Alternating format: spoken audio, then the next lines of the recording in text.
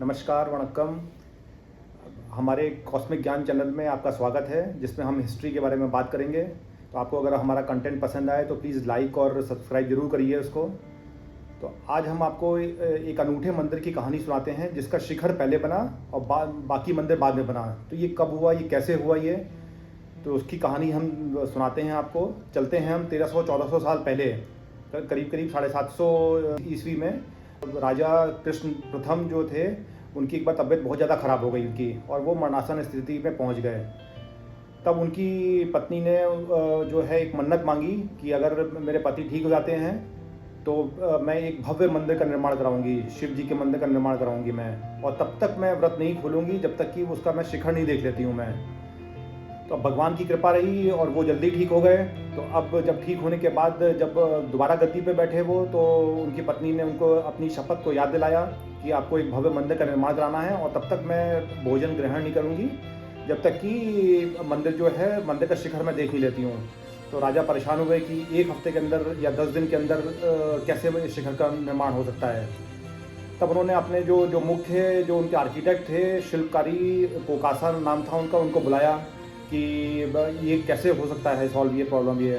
तो कोकासा ने बोला कि मेरे पास एक सोल्यूशन है और इसको मैं कर दूंगा मैं, और मैं तकरीबन एक हफ्ते के अंदर ही मैं जो है इसका मंदिर का शिखर जो है महारानी को दिखा दूंगा।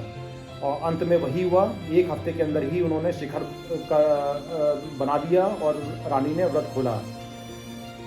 बट ये कैसे हुआ ये, तो इसमें एक जो एलोरा का जो रॉक टेम्पल्स हैं, उसमें उन्होंने पहाड़ को ऊपर से नीचे काटा। तो पहले जब ऊपर से काटा तो उन्होंने शिखर पहले बना दिया उसको, और बाकी मंदिर का निर्माण जो है, जो एक्सकेवेशन हुआ, जो रॉक सॉलिड केव को बाद में उन्होंने काटा। तो शिखर पहले बना और बाकी मंदिर बाद में बना। तो ये एक बड़ा आगे चल के बहुत ही ये भव्य मंदिर का इसका निर्माण हुआ, जो कि अपने आप में भारतीय वास्तुकला का एक अनूठा उदाहरण है, एक परिकाष्ठा है, और ये इसकी इंतहा भी कह सकते हैं इसको।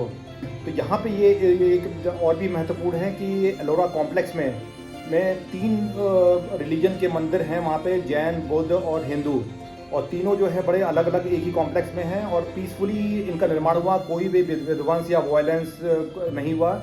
ऐसा उदाहरण आपको विश्व में कहीं और नहीं मिलता है। एक जेरूसलम है जहाँ पे इस्लाम और क्रिश्चियनिटी और जूइश के तीनों के मंदिर हैं, वहाँ पे टेम्पल, माउंट टेम्पल पे, लेकिन वहाँ पे कितनी लड़ाइयाँ होती हैं उसके लिए ये सबको पता ही है। तो अभी हम वापस चलते हैं एलोरा में कैलाश टेम्पल पे। तो उस टेम्पल को जब बन के तैयार हुआ 18 साल बाद, तब वो उसमें ऐसा कहा जाता है कि 4 लाख टन रॉक को बाहर निकाला गया, उसमें उस पहाड़ पे से काटा गया। 4 लाख टन, ये कम अमाउंट नहीं होता है ये। और अगर 18 साल में इसका निर्माण किया गया तो हम ये बोल सकते हैं कि उस ज़माने की टेक्नोलॉजी में, जब सिर्फ छेनी और हथौड़े होते थे, तो 1 घंटे में 5 टन रॉक कम से कम निकालनी थी। तो ये क्या पॉसिबल था उस समय ये? और वो रॉक, उतनी 4 लाख टन रॉक कहाँ गई? वो कहीं आसपास कहीं पे भी नहीं मिलती है कि वो किधर है वो।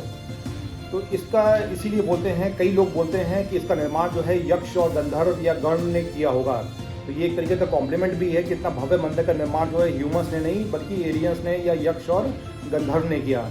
तो उसके लिए एक थ्योरी भी दी जाती है कि जो सभा मंडप है, उसकी छत पे 4 शेर बने हुए हैं जो एक दूसरे को देख रहे हैं, और वो सर्कल में है वो। तो जब अगर आप स्पेस से देखेंगे 200-300 मीटर ऊपर, तो वो एक एक्स का सिंबल बनाते हैं। तो एक्स का सिंबल क्या, वो जो सिंबल है वो बाकी लोगों के लिए, उन लोगों के लिए मार्कर है। तो ये जानने के लिए, इसमें और ज़्यादा जानने के लिए ये मेरी पुस्तक पढ़ी है, टेम्पल ट्रेजर्स, जो कि ये सुबु प्रकाशन ने प्रकाशित करी है। थैंक यू सो मच, और लाइक और सब्सक्राइब जरूर करिए हमारे चैनल को। थैंक यू सो मच, धन्यवाद।